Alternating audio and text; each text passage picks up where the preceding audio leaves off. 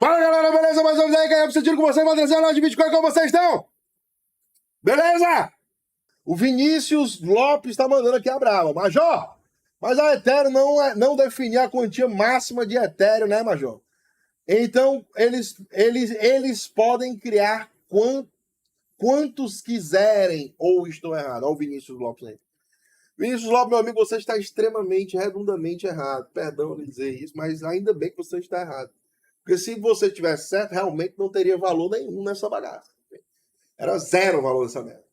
Né? E aí, basicamente, né, o que eu quero te dizer é que, né, realmente não existe um limite para a criação de Ethereum. Não existe, né, um tanto que vai poder ser emitido e acabar. Né? Realmente esse valor não existe. Então, nesse ponto, você realmente está certo. Só que o total que está sendo emitido com o passar do tempo está sendo negativo. O que é que isso quer dizer na prática? Depois do merge, nós tivemos a principal atualização no Ethereum Delaunay, uma das maiores implementações de engenharia de software da história da raça humana. Da história da raça humana, né, foi realizada no dia do merge. Né? E aí, né, basicamente, desde esse dia, são 148 dias já, a gente está tendo um movimento da massa aqui. Né? O Ethereum Delaunay está diminuindo o tanto de Ethereum que existe e não aumentando. Por quê? Porque o que se produz de Ethereum de Delaunay por dia é menor do que o que se queima e destrói de Ethereum Delaunay a partir da sua utilização da rede. Ok? Então isso é uma matemática simples. São produzidos 1.280 Ethereum, em média, todo santo dia.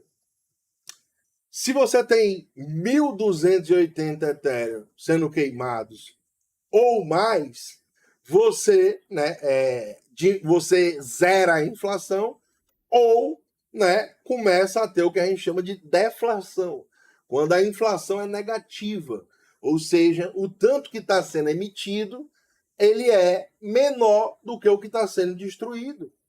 Então, o que está acontecendo na prática hoje é que tem lá 1.300 Ethereum sendo emitidos no dia e tem 1.800 sendo queimados por dia.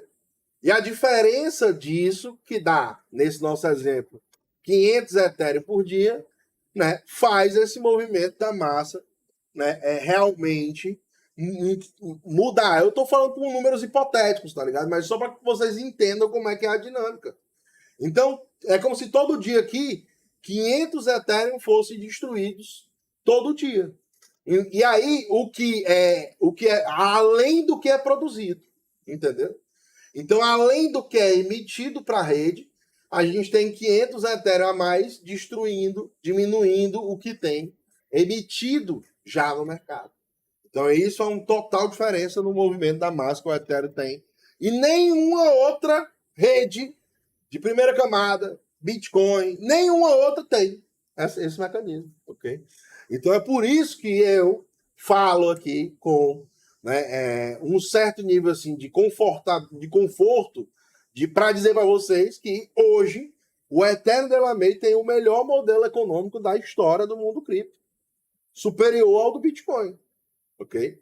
Superior ao do Bitcoin. Então é interessante a gente compreender esse processo aí. Eu tenho esse ponto de vista, né? Do modelo econômico que está sendo realizada a parada, eu tenho. Agora o que é que isso quer dizer?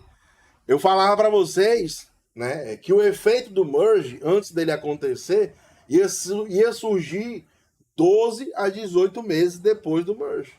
E nós ainda estamos nessa trajetória. Nós ainda estamos nessa jornada aí da parada, entendeu? É por isso que eu digo para vocês que, né, as pessoas ainda não conseguiram, né, realmente compreender a magnitude disso. E eu acho que a próxima atualização do Ethereum, né, me dá um conforto ainda maior para poder entender que isso vai ser um catalisador, né, para uma nova jornada aí do Ethereum. Porque quando a gente entende que você tem segurança de que você pode fazer o seu stake, tirar do seu stake e ficar de boa com o seu dinheiro, principalmente para instituições financeiras, que são as baleias desgraçadas do mercado, né, simplesmente elas se sentem muito mais confortáveis de poder fazer esse tipo de processo. Né? Então, hoje, né, a gente tem uma certa quantia de Ethereum no stake, mas basicamente, né, a gente tem hoje 16 milhões e meio de Ethereum no stake. Né? Então, isso é muito importante que a gente compreenda, porque, né, a gente vê aqui claramente a estimativa da projeção de 2 anos do Ethereum da May, lá para 2025. A gente atingiu um pico aqui de supply de Ethereum emitido, do total de Ethereum emitido, né, basicamente de 120 milhões. Coloquei aqui a tela para vocês. Ó.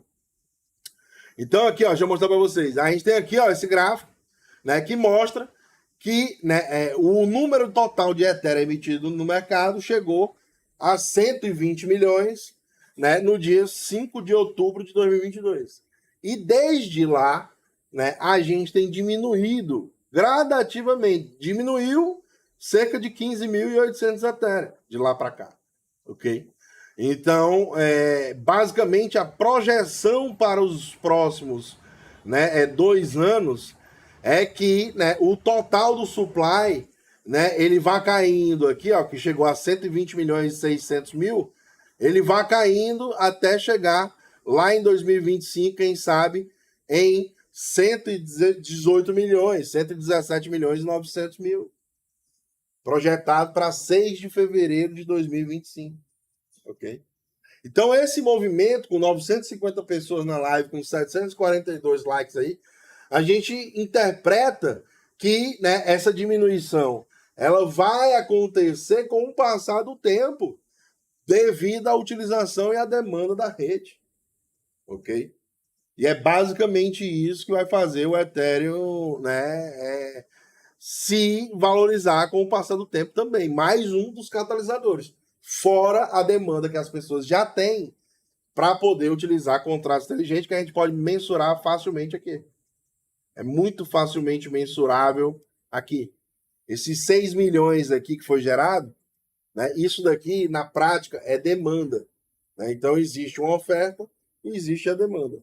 Né? E é basicamente esse movimento que está acontecendo aqui na prática que a gente está enxergando.